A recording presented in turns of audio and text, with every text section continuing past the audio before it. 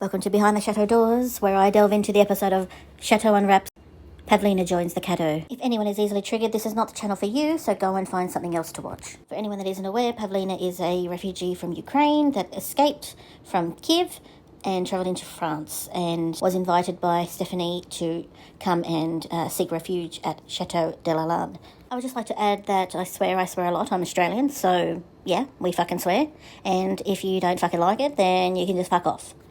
For anyone wondering why I set up this account, I used to be a former patron. I supported Stephanie nearly 2 years. I just had the lowest tier on Patreon. I think that was a lady. I got sent the postcard. I got it sent pretty quickly after becoming patron. So this was those real early days. When I was a Patreon member, I wasn't watching the videos straight away. I was watching them maybe a week or two later because I just didn't have the time. I was busy with life. But so I never really got into the comment section or talked on there at all either, simply because by the time I did watch the videos, the comments had already been filtered out and died down. I remember the first episode I found of Chateau Diaries. It was of Stephanie and her mother and Selma sitting in the kitchen eating dinner. I think Stephanie had cooked or something, and I actually thought they were all related. I thought Selma was her brother, and, this was, a family living in a chateau. And then Selma started talking and I was confused and couldn't understand why she sounded English and at that point in time I thought he sounded French. And then so I had to go and watch some of the back videos to kind of get the context of what was actually going on. I think many people would agree with me that during those early episodes of Quarantine Diaries, that it was good content. It was enjoyable. It was refreshing. It was different. It was, we were watching a woman, what I understood to be, was trying to survive in a crumbling chateau. I didn't know about the Escape to the Chateau or Channel 4 or any of the Chateau DIY TV shows. I had heard of Dick and Angel because I'd lived in the UK for a number of years, and a friend of a friend is friends with Angel. But I didn't realise they had married. I didn't know they had a TV show. I didn't know anything like that of the sorts. So that was all something new to me as well. So in Australia, I think we had to watch it on one of the streaming services.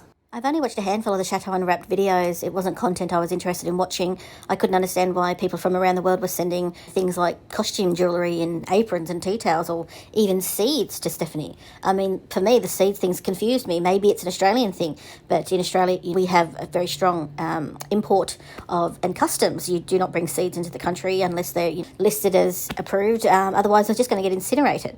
So I obviously know Europe is very more relaxed about this, but it still confused me. Why would you wake up in the morning and think I'm going to send somebody some seeds? The more and more shit that started to arrive made me wonder, why isn't Stephanie telling them to start sending them? I mean, seriously, surely she must be going, not another fucking tea towel. I didn't like that people were sending Antoine gifts. In some of this training I've had in my career, it's, we would consider that as a form of grooming. It's definitely not something that I was keen to see. I understood that the mother was there and the stepfather was there overseeing it, but I was also worried that these videos will live on the internet forever, and he could be 20 years old and somebody finds this video and suddenly Chateau de la Lande gets sent a bloody another box of Lego. There's a lot of people out there that don't realise that the content that they're watching isn't current. So going back to why I set up this channel, I set up this channel because I saw no renovations being completed. I realised, towards the end of last year that my money wasn't going towards any of the renovations. Whether Stephanie's hoarding the money or whether she's spending it herself on other things, that's still to be discovered. Now, I'm just going to go back on this Cadeau Unwrapped bullshit episode with Pavlina in attendance. Now, yes, Pavlina is an adult. It's quite clear she's an adult. But there's also some sort of sensitivities and consideration that needs to be given for somebody that's escaping war. Pavlina probably doesn't know where her family are, where, some of her, uncles and aunties are, cousins, nephews, I don't know.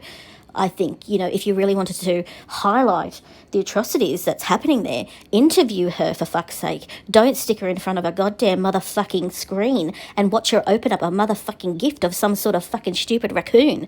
Now, I'm going to get fucking angry right now. Why the fuck would you think that's fucking acceptable? I mean, for fuck's sake, Stephanie. Seriously, have you got no fucking brains? This fucking privileged education you've received hasn't given you any sort of fucking empathy, sympathy, awareness? Are you so self-fucking involved that you cannot see how fucking stupid it is to do this to this woman? Let's not forget you filmed her shoveling shit. I mean, what sort of fucking human being are you?